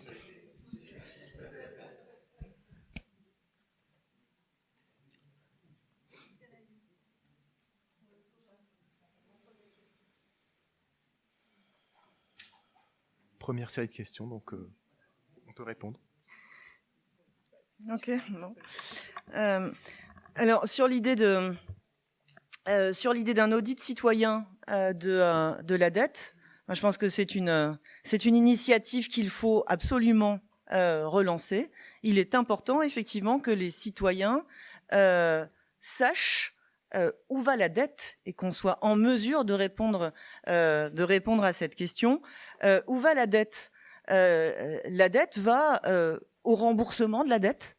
D'accord, hein, donc et plus la dette publique est importante et plus en fait il faut, on disait ce matin, il faut la rouler, mais ce matin on semblait dire que rouler la dette, au fond ça faisait que la dette, avoir une grosse dette, c'était pas grave, mais si en fait plus la dette est importante et plus justement elle est difficile à rouler, c'est-à-dire que plus la dette est importante, plus il faut emprunter pour rembourser une grande dette passée, et plus la part que l'on peut consacrer en fait à des investissements publics se réduit.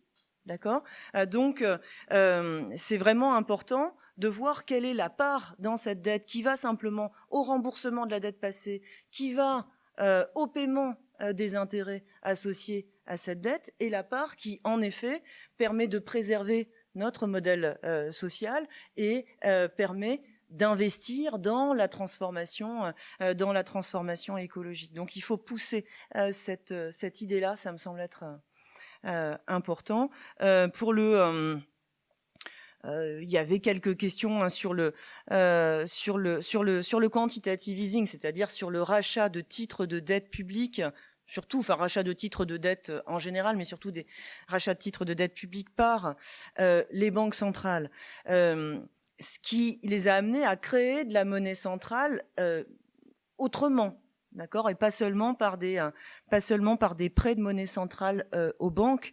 Ça a mis beaucoup de monnaie centrale à la disposition, pas seulement des banques, mais de tout un ensemble d'institutions financières non bancaires, et ça a financiarisé encore plus notre économie, au sens où ça a largement nourri l'expansion du secteur bancaire et financier. Je ne sais pas si on a l'ordre de grandeur en tête, mais depuis la crise financière de 2007-2008, le système financier a doublé de volume.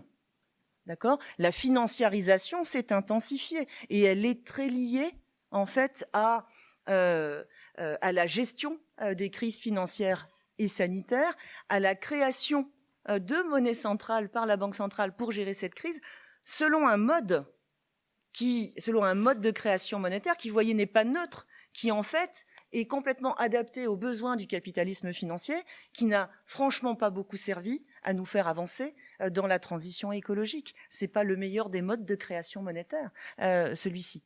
Mais bon, c'est celui auquel la Banque centrale a recouru.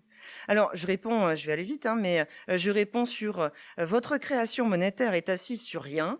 Elle est assise sur une volonté démocratique de transformation sociale écologique, et c'est pour ça que ça s'appelle la monnaie volontaire, parce que c'est censé être un mode de création monétaire qui vient répondre à une demande collective de monnaie permettant de financer la transformation sociale écologique, et qui nous rend capables de financer des investissements indispensables mais non rentables qu'aujourd'hui on ne finance pas. Alors, si ça c'est rien, ben moi je veux bien appeler ça rien, mais alors c'est 3 fois rien. Et 3 fois rien, on le sait, bon, c'est déjà pas rien.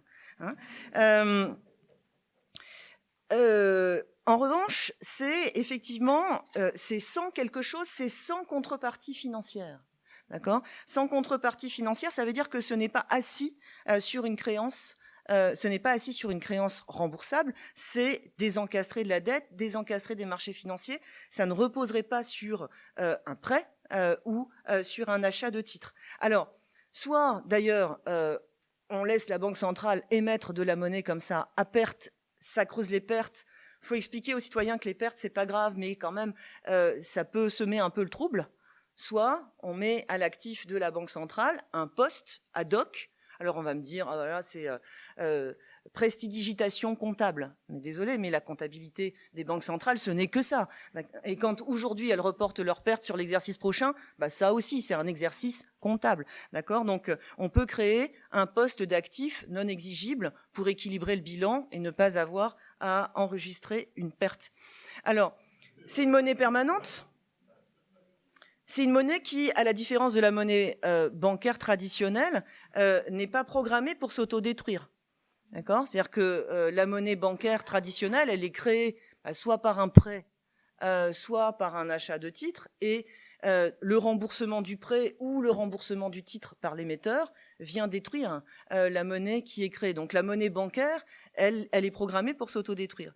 Si on crée de la monnaie sans contrepartie financière, ça devient une monnaie permanente qui vient se fondre dans la masse monétaire. Effectivement, vous preniez l'exemple tout à l'heure, cette monnaie, ensuite elle circule, elle vient se fondre dans la masse monétaire, et il faut réguler la masse monétaire. Alors, bien sûr que ce dispositif ne peut fonctionner qu'avec une régulation monétaire que, dans l'ouvrage, on explicite, et que l'on fait reposer sur des dispositifs fiscaux et sur des dispositifs plus ou moins classiques de politique monétaire, donc des dispositifs fiscaux de décompensation écologique, une taxe pollueur-payeur, une taxe préleveur-payeur, microtaxes, et des microtaxes également monétaires et financières, par exemple sur les réserves des banques à la Banque centrale ou sur les transactions financières. Ça permet en fait de faire refluer de la monnaie vers la société financière qui alloue les subventions, qui peut ainsi en restituer à la Banque centrale s'il y a des tensions inflationnistes et qui peut la détruire. Et puis il peut y avoir une politique monétaire plus traditionnelle avec des hausses de taux, des hausses de taux de réserve obligatoires, et ça permet de réguler cette masse monétaire. Et juste, parce que je vais laisser la parole, mais il y a quelque chose de très drôle à propos de ça, c'est que en fait on reçoit deux types de critiques diamétralement opposées. Celle de ceux qui restent dans la logique monétariste et qui nous disent « Ah mais vous vous rendez pas compte, si vous créez de la monnaie comme ça, ça va être hyper inflationniste », qui voient pas du tout qu'en fait le dérèglement écologique est facteur d'inflation aussi, d'accord, et qu'un tel dispositif, ça va justement permettre de remédier à cela. Mais il y a bien effectivement un risque d'inflation monétaire à